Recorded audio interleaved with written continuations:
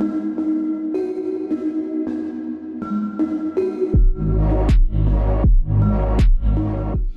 everyone to today's video.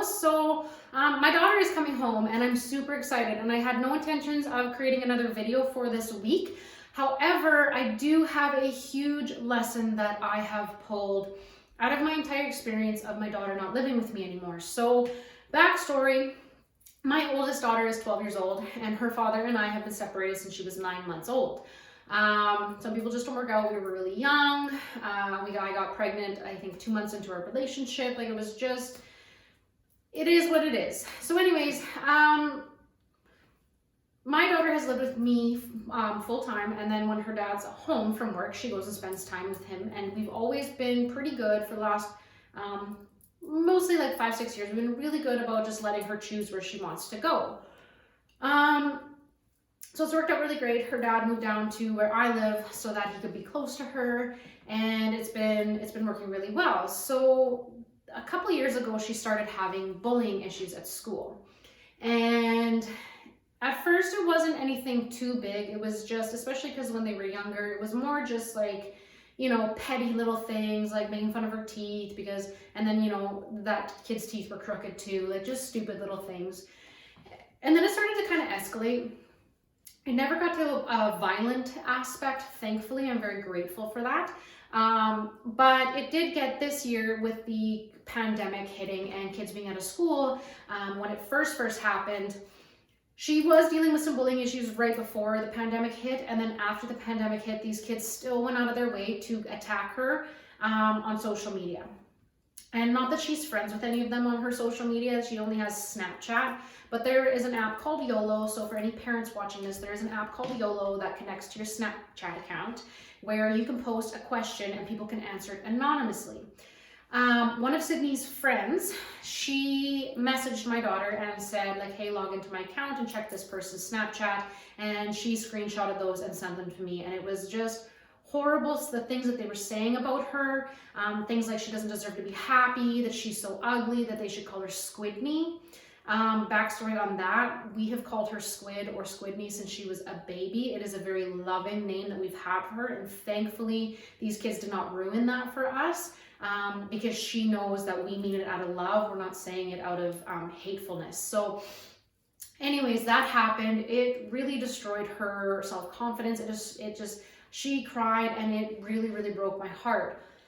So she was spending a lot of time this summer up with her dad's side of the family, staying up there for like a month at a time and growing really close with a lot of her cousins and her other family members and making friends up there.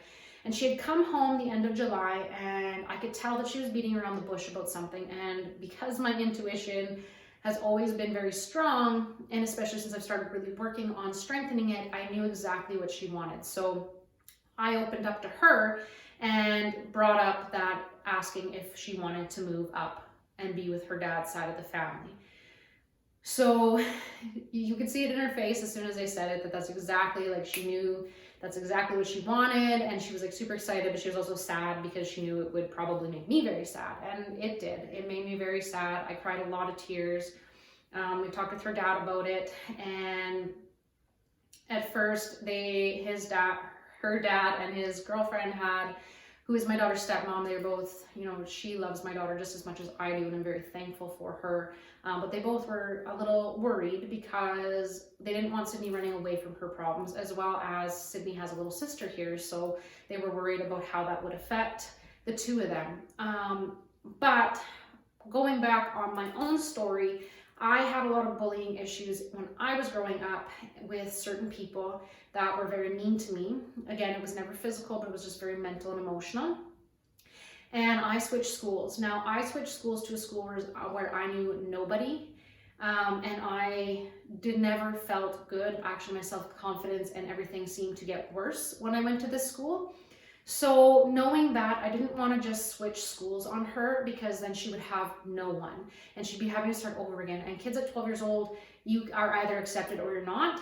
And that's just kind of how it is. So I vouched for her to go up and be with her dad's side of the family, and her dad and his girlfriend moved up there so that she would have somewhere to stay. And So she's been up there this whole school year. Now, if this had been even a year ago, I probably would have never allowed it, because I had so many of my own inner and emotional wounds, and I have been basically the main caregiver for her pretty much her entire life. I've always been, she's been with me, and now I have to give up that quote unquote control, essentially is what it was. And that was a little hard for me. It was a little hard to not be in control of making sure all of her appointments are set up, and making sure, she's going to bed at a certain time, and all of these things that are out of my control now because I'm not the full-time parent. So that was really hard for me. And a year ago, I don't think I would have allowed it, and I would have probably crushed my daughter's soul. I would have made her life even more hell than it already was, because she was not happy here. We were actually dealing with like depression, and she was starting to have suicidal thoughts. Like, it was starting to escalate in her mentally for her. So because of all the inner work and all the healing I have done and all the things that I have let go of, I was able to put my own needs and my emotions aside, and not long enough to see what she needed. And I knew that this was going to be the best step for her, because like I said, she has a lot of family and friends up there. It's a very small town, and she's probably related to at least half of them. So she has a massive support network there. And so then fast forwarding to her actually moving there and going to school, she has flourished. She is so much happier than she was beforehand. I don't see any traces. Like, we FaceTime all the time, we talk, we text. There are no traces of sadness and depression in her anymore. It is just happiness, and she is excited and loves it up there. And when I ask her about things, like, she's excited to tell me about it. Whereas like even more than just this whole pandemic, like even before this all started, like I could see that she was starting to go into a lower state of mind, lower state of consciousness. Her vibration was lowering.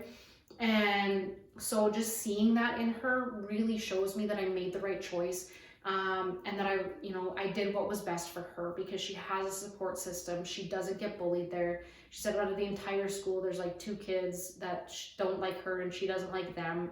And there's no confrontation. They just don't interact with each other, and that's it.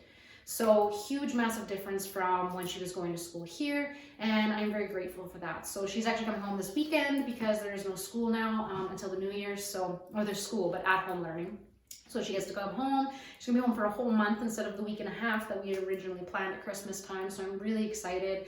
But I wanted to share that story because I am always amazed by, when I think about it, how far I have come in my own journey, to be okay with that. I mean, there are definitely lots of tears, especially when she comes to visit and then has to leave again. Oh man, I cry so hard, because it's heartbreaking to say goodbye again, because she's my baby. She's my first baby, but it's what's best for her, and that's what helps me to carry on. So I hope you guys enjoyed this quick video. Drop me some love, hit subscribe if you would like to continue following my journey and everything that I have to share. If you have any experiences similar to this, where you have done something that you probably never would have done before you were spiritually awake, drop it in the comments below. Let me know, because I love hearing about this stuff. I find it so fascinating listening to other stories as well. And I hope you guys have a great rest of your day. Bye.